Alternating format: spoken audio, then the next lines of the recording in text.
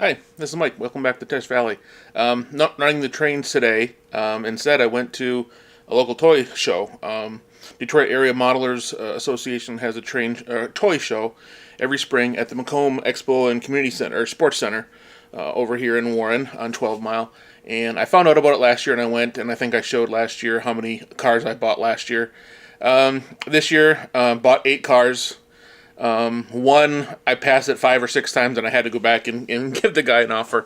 That one I'll save till best for last. It's a very unique piece that I'm really, really glad. I never knew they made it in a diecast. I knew that these cars were built, and I knew they're kind of a unicorn in the car collector world.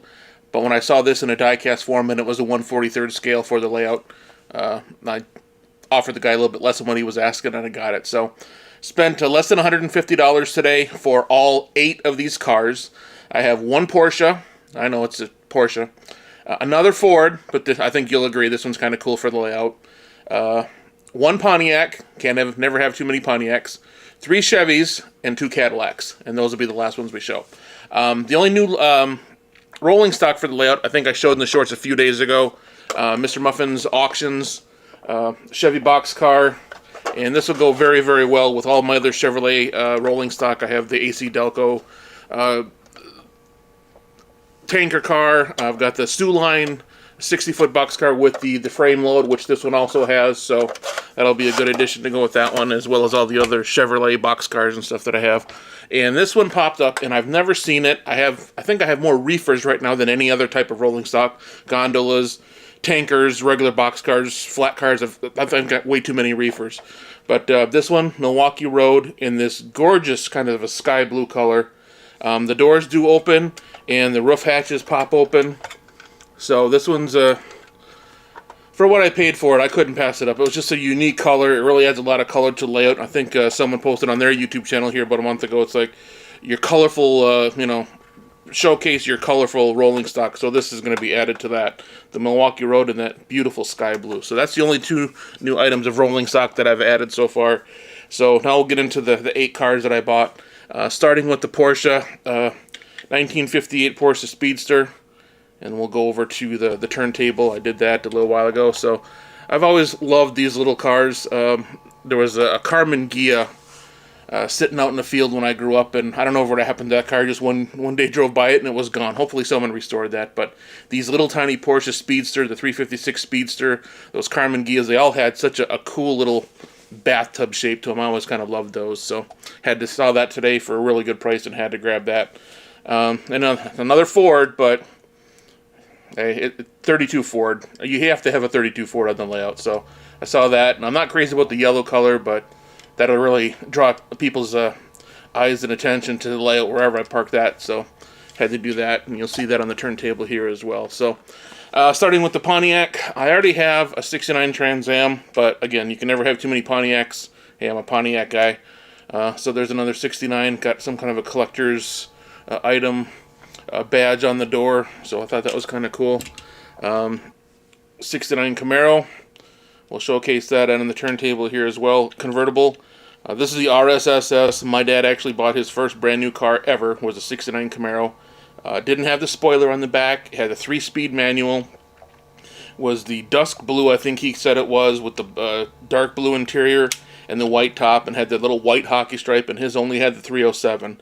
And I've looked for that car for quite a few years and never been able to find it. So I've never actually seen a 307 3-speed convertible ever. They're always updated to the 4 speeds, or if the car was built with a 307, people always swapped it over for the 327. So to see that car, the way my dad ordered it and bought it brand new, I don't know where that car ended up. But never have to have it to lay out. Working on 4 generations of Corvette, 63 split window.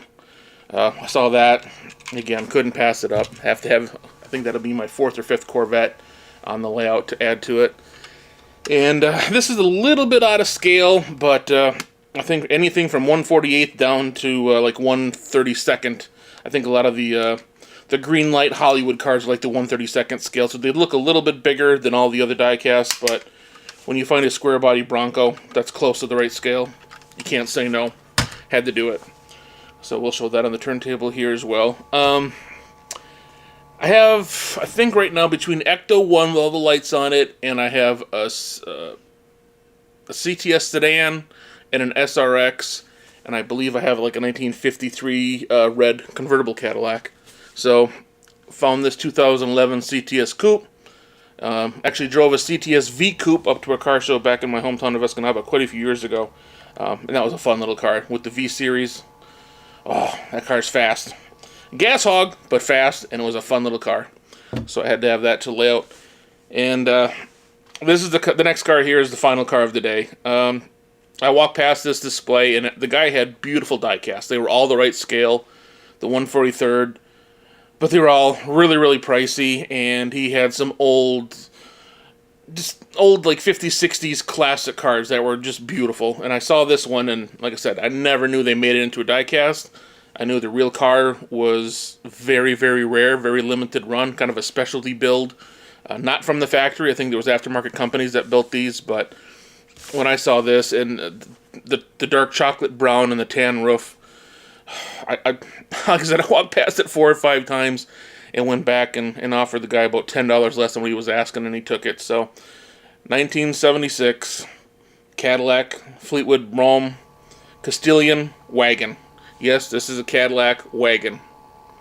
I just, if it'll focus in on you, otherwise you'll see it on the turntable. But very, very unique piece. Seats in the back, 3 rows. Probably longer than my Yukon XL is, I'll tell you that. This thing is just a very, very unique and gorgeous car. When I saw that in diecast, I couldn't pass it up. There was several other the guy had as well, but $5 admission to the show today and spending less than $150 for all 8 cars, I thought it was a pretty good day. And so, like I said, no running trains today. It's still slowly warming up here. We got hit with about 7 inches of snow here on Friday. After having 80 degrees and tornadoes in the area here about a month ago, to go back to 6 to 7 inches of snow, it's crazy, crazy weather season, that's for sure, here in Michigan. So hopefully I'll have the Go Bells Reefer here soon. Thought it was going to be in last month, but still waiting for that. And then I think we're getting close to a lot of the pre-orders from the Lionel catalog from last year. So I'll have my F-19 Pacific weathered by Mr. Heike down there at Mr. Muffin's Trains. And I've already got a temporary addition to my garage layout plan just so I can run the 060 curves and run that locomotive when it comes in. I went on my AnyRail software, and it looks like I add 1 more foot in width to make it like 5.5 feet wide and leave the 8-foot length. I might be able to get my 060 curves to fit on there and still have an inner loop for some of the older locomotives. So hopefully in the near future I'll have the layout, the temporary layout, updated just slightly to be able to run that F-19 Pacific when it comes in here, hopefully in the next couple months. So until next time, thanks for watching, and this is Mike.